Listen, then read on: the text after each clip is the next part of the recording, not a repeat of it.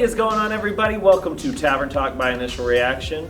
I am Philip, and joining me this week is Kameron Lunon, filmmaker and professor at McNeese State University. McNeese State University, and that is in Louisiana, correct? In Lake Charles, Louisiana. Okay, well, so didn't necessarily come all the way to be on the show, but I am thankful that Kameron be here. I'm really excited to get a filmmaker perspective on, obviously this is the first time we've been back in the theaters in a couple months now, longer than a couple months, and it's for a big movie. It's Christopher Nolan's Tenet, his first movie since 2017's Dunkirk, but this is Initial Reaction. That's kind of the subtitle to the show here, and so we've just come out of seeing 2.5 hours of Christopher Nolan just doing all his Christopher Nolan things. Right. And what is your initial reaction? What are your first thoughts about this?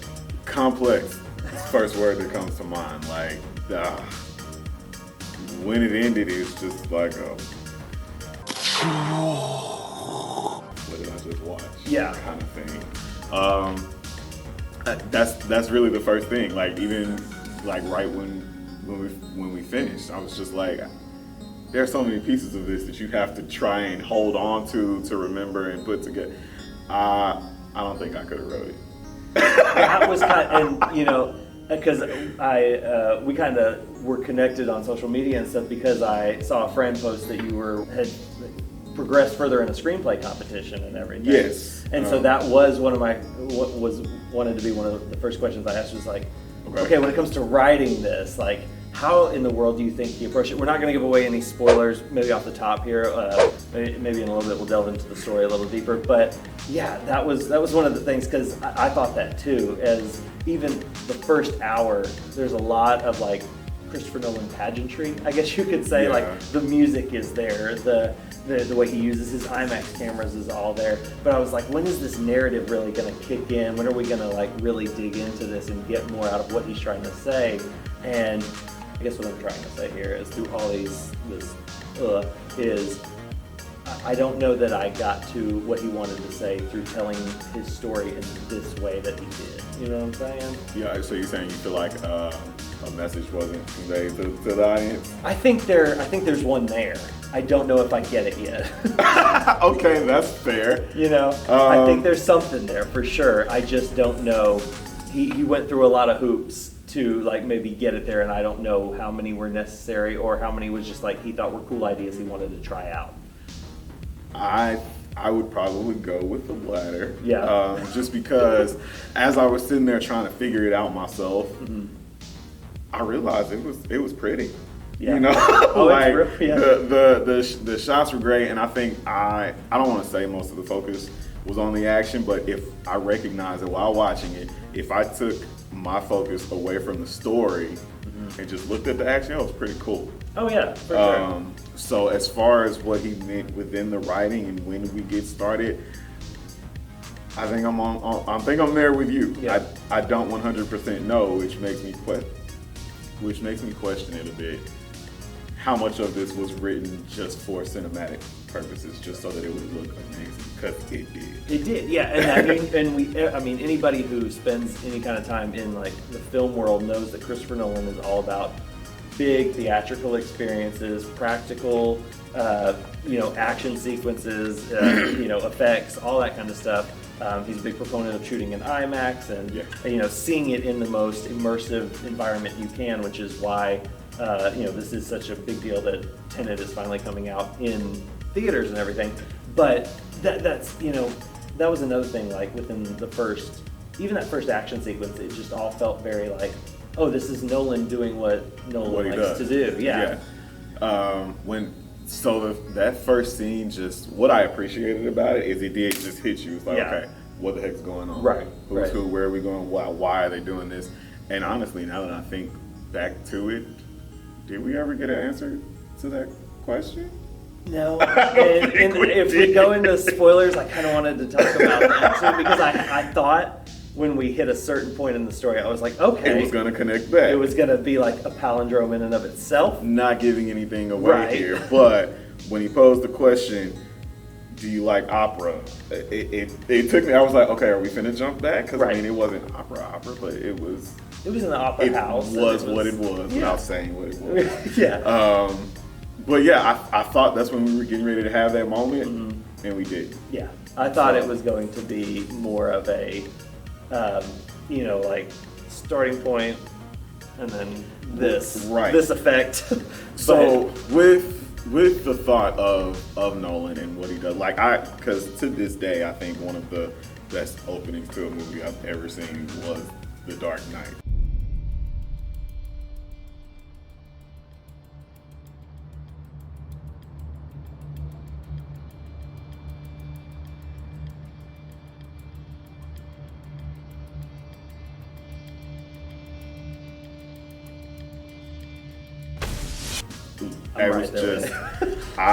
And so if I put the two side by side, I don't think it reached that same level. Right. And I hate to say that because even as a filmmaker myself, I know that's hard. Yeah. Once you've created such greatness to try and do it again. And so I'm not holding that against anybody. Right. No, yeah. But it definitely pulls you in. There was never a connection, and anybody who sees the movie will see what I just did there. Yeah. Smooth. No, no, you're exactly right because it's I don't want to say like expecting greatness from anything or like achieving greatness at any time is like, oh, that's awesome, you're able to do that. So to expect that from this guy, multiple times is crazy. But yeah, and that's not to say like I don't love what Nolan does. Like you said, honest to God, Dark Knight was probably the greatest like movie going experience of my life. Like seeing that opening night, that opening scene, it was. Oh, you got into it opening night? It took me 3 nights to get in. In IMAX, man, and it was amazing. Like, and I just could look like, because I guess maybe if like. I talked about Inception being the first time he kind of did what he wanted to do on that scale, but Batman was on that scale. It was just a Batman story, maybe not, and you really see the look of it, the sound, the feel, everything is here again in Tenet, which I love. I appreciate that. Like, I love when somebody does a good title screen. Like, I loved the title screen in this. Like, I thought that was really cool. He did like the little prologue of the action sequence we're talking about, and then once that kind of came down and we were face to face with John David Washington, which we need to talk about them too. But I loved, I love the title screen, and like I love the look and feel of everything. Like, I'm not dragging on that, but yeah, the story was where I kind of felt a little just like shortchanged. But even in saying that, I'm like, I need to see it again, and I need to see it again immediately because I know I didn't fully comprehend everything that was going on here. I may not have even scratched the surface. I don't know. I don't know that anyone will. And a part of me questions if that's kind of a purposeful thing. Yeah. Because as a filmmaker myself, I know I can say there are times or moments where I kind of want to leave little tidbits where you got to go back and watch it again. So, yeah, and that's to be thinking like that while you're writing or making a movie, like thinking not just the initial viewing, but 2 or 3 ahead is crazy. Like, I can't even almost comprehend that. But no, I mean, I think that's admirable, but and even as we got towards the end, and I don't know if, I'll throw it up there, maybe spoilers, I don't know. Even as we got towards the end and we were kind of talking about like what he was trying to say with it, the kind of the main theme or idea I got from it was that he just kind of wanted to challenge the viewer to look at the way we look at entertainment from a different perspective. Okay. You know what I'm saying? Like, because of the way the story unfolds, because he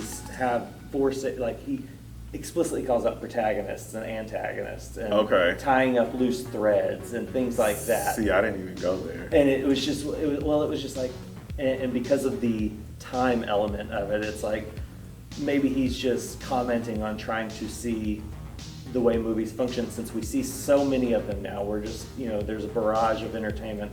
All, look at you getting all complex like the movie. No, I'm just saying, like, that was like, I was really searching for like, okay, what is he trying to go for here? Because the story's cool, the ideas are insane. The suits are super nice. The scale is there. Like, everything I want from a Christopher Nolan movie is there, but I was like, he definitely evolved with Interstellar as far as story went and emotions and having that emotional pull, and I was like, how's he going to evolve that aspect here? Because that's always the part that he's needed to work on.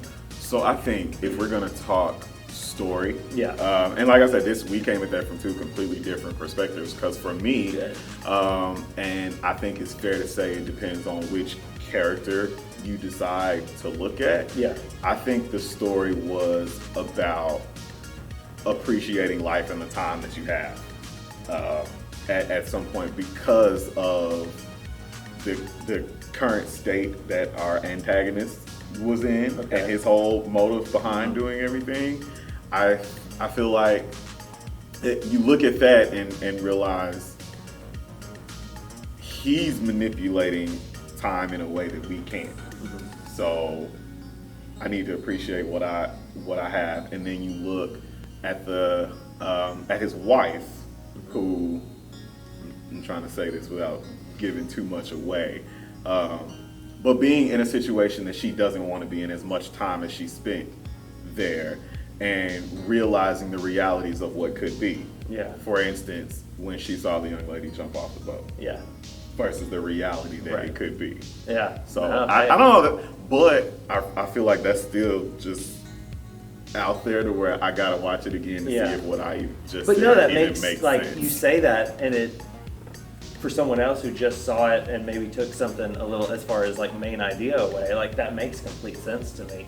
And then I start thinking about like John David Washington character and Robert Pattinson's character, and I'm like, I wish now that they would have been a little more fleshed out outside of their like main role, so that way I would agree that, you know. But you know what? Now that you bring the two of them into it, I think even at the very end, it might still lean towards what I said, because you're right. That's true. true. The beginning of the end, kind of thing. No, and see? the appreciation of it all. All right, you got me. I like it. Let's talk about some of the performances though. Like, was there anybody you were excited to see? Like, because I always find it interesting to see actors that I like, or even ones that I'm not too familiar with, on this certain scale. Like, I feel like when you're operating in a Nolan movie, it's a rare chance for these actors, and so I was excited to see some of them in this. What did you think? I would say I was excited to see Pattinson himself, because I've only ever seen him as one character. Oh, really? Yeah. Oh man, okay. I'm assuming Twilight. Yes. Okay. Slightly embarrassed to say that, but that's the reality of it. So it's like, okay, let's see where we go from here. Especially this precursor to what he's getting ready to do. Right. I'm vengeance. So I was excited to see him, and I can say that I was proud of Sir Washington, because I've seen him in Ballers. See, I've only seen Black Planet. And so I here we go. We've only seen him in one thing together, and it's two different things. I think he successfully separated himself from his character in Ballers, for me. Yeah. And to me, that's the telltale sign of a good actor. Yeah. When you can look at someone who's the same person and see two completely different people. Oh yeah. And if you'll let me, I feel like this is the perfect time and moment for me to pay tribute to a king and say rest in peace to Chadwick Boseman, because he is somebody who did that so beautifully. You can look at James Brown, Jackie Robinson, Thurgood Marshall, and then T'Challa, and see four completely different people. That man gone too soon. I mean, but if you haven't seen, I assume everybody's seen Black Panther, but seriously, like, Get On Up was one of my favorite movies that year it came out. It's unbelievably good. He's insanely good in it. Obviously, if you haven't seen 42 or Marshall, seek those out as well. No, thank you for bringing that up. That shook me to my core the other night. I still cannot believe that's a reality. Yeah. Yeah. But back to Mr. Washington. I will say I feel like he did that successfully. Separated himself from his characters in Ballers.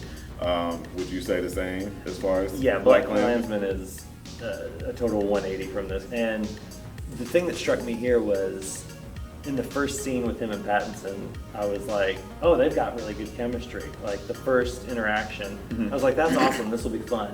And then the next scene, he has that one scene with Michael Caine.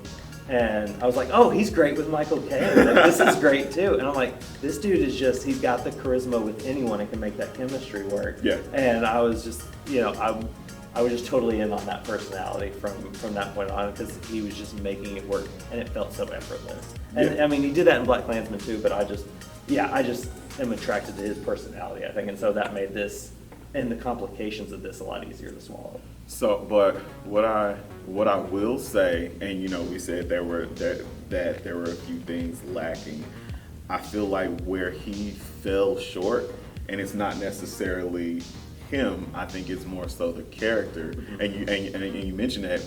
But I think as far as characters, and again, this is where it fell short. There was a lack of depth. Yeah. To the character, and I think that hindered the story a little bit. Because, we joked around by saying, we don't know his name, but honestly, what does he want? Right. Yeah. And I eventually come to the conclusion that he wants to save her, but then you ask the question, why? Right. Why is she so important to him? And so what I was waiting to happen is for his desire to save her to lead into some form of a backstory for him, so that we understand why he feels the need to risk his life to save her. Yeah, because the first sequence sets up that he is willing to do whatever it takes. Like he serves, yes, yeah, and so that's one thing, with that opening sequence, you expect that out of a soldier, right? So you need no depth there, but where the journey that he goes on, whatever organization he was with, you take an oath of some sort, right? So I think as audience members, we naturally recognize and understand, okay, yeah, they're going to do that. He's going to die because, he signed up for that. But then you get into Tenet and you question, like, okay, but why? Yeah. We don't, and we really don't know anything about him, and that's where I wanted more. I think it would have given him, honestly, more of a character arc, because I don't know that that's present. Right, which brings us back to is he just a device to get us through these cool ideas that Nolan wanted to execute? And and he tries to make Elizabeth Debicki's character and her relationship with her son and like this preserving of that relationship. Like he tries to make that the emotional core of it, but we hardly glimpse the kid. And we get it. Like anybody who is like, oh, this mother wants to protect her child, like we get that, you know. And that's and not anything that requires depth. Right. That's understood by an audience. And he feels an obligation to that, and that's fine. Like I was like, okay, that's enough. I'll take it. But did it overly, was I overly invested in it? No, I was more ready to sit back and watch the spectacle of it than I was be invested in it. Yeah, exactly. Yeah. So so the lack of didn't hinder driving the story, or whatever bit of story that we can say that was there. Yeah. We knew he had a goal. We didn't know why it was so important, and just throwing May out there, that was the biggest thing he always said. What's the why? What's the why? Yeah. But no, performance-wise, I think everybody was pretty solid. I don't think anybody fell short. No, but I do wish there would have been and again, I liked the interactions between a lot of the characters. I do wish there would have been a little bit more there for Pattinson to chew on. Like Elizabeth Debicki, we mentioned her. Like she's really good in a lot of stuff. She was in Great Gatsby and Widows. Kenneth Branagh's in this. What did you think of him as the villain? He kind of felt like the most stockish of characters to me, but it's Kenneth Branagh, so I'm like, okay. It's not a bad performance, like you said, but it was kind of, he just filled that role really, straight up and down. That's what he's playing. He's playing the Russian villain or whatever he was. Was it Russian? I don't give me the line. I said that and I was like, wait, was it? Or am I like stereotyping it? But that's what it felt like, nonetheless. So I think he did good, and it was very believable, especially in the moment where she stands up to him. Yeah. You know, and he's like, "You aren't gonna do anything." I was just like, "Dude, that's your life, man. Come on, man." So yeah, no, kudos to him. I think he did good. I will put it out there that I'm someone who typically sides with the antagonist. With the antagonist, yeah. I don't know that there was enough there for me to just be like, oh yeah, love that dude. Like Jafar, that's my homie. Yeah. and I think that's where a piece of the lack kind of hinders the entire movie itself. You know, if you're just evil to be evil, then what else is there to you? But when you're evil with a purpose, right, I think it makes you stronger, which in some sense I think it honestly makes a character more likable. Being a villain with a purpose, and I felt like that was lacking here. Yeah. I mean, he certainly had a purpose, but it was just very. But it was clearly a bad guy purpose. I guess when you think about it, without giving away spoilers, it was very selfish.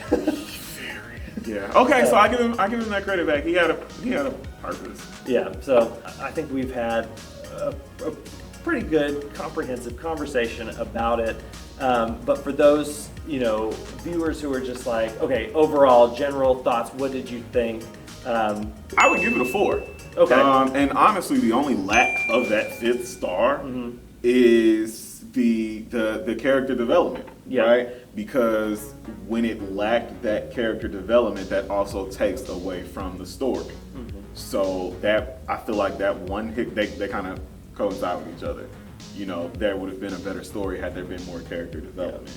But I mean, as far as everything else, I'm the type of person, when I watch a movie, I like to try and figure it out. Yeah. We had off-camera discussions about what I figured out before it was revealed, right, kind of stuff. So that was exciting. The mystery of it was exciting. The action was just, it's Chris Nolan action. So you get what you expect there. Top tier. But yeah, the production of it all, like, if I had to judge which one was, I feel like the car chase is like, unbelievable.